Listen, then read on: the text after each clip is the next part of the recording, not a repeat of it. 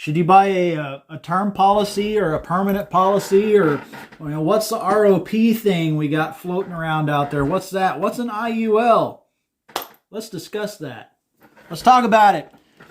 So, should you buy a term or a permanent policy? Well, depends. Are you a family man? I mean, if you're a family man like me, you've got kids.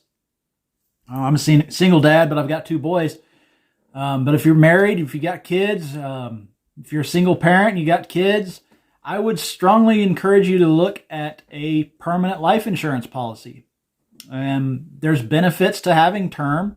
One of the things that I like terms for is whenever you go and buy a house or you go buy a rental property, get a 30-year term policy, because you're going to have a 30-year mortgage. It just makes sense to have a 30-year term policy should something happen to you. Even with rental properties, if you go buy another rental property to add to your, legacy to leave behind, if something were to happen to you, you don't want your wife and kids to worry about losing part of their income, losing that rental income. So you want to get a 30-year term policy. That way, if something were to happen to you, that 30-year term policy, that'll pay off the mortgage on that rental property, and that'll be 100% cash flow coming in for your family. Okay? So there's benefits to having term. There's benefits to having an ROP. An ROP stands for a return of premium. It's a 30-year term policy, but if you outlive the term, all that money you've been paying into that policy, the insurance company writes you a lump sum check and it gets back to you, so you didn't just blow it all away. That's pretty cool. It's a little bit more expensive than a regular term, but you get your money back. It's worth it to me.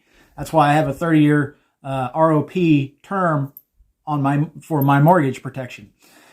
I also have two permanent policies, and the permanent policies that I chose for myself are something called an IUL. It stands for an Indexed Universal Life Policy, because I'm using one of those policies as an infinite banking strategy, okay, so that when all these houses go on sale in 2023, I get to be a lot of people's landlords. Make sense?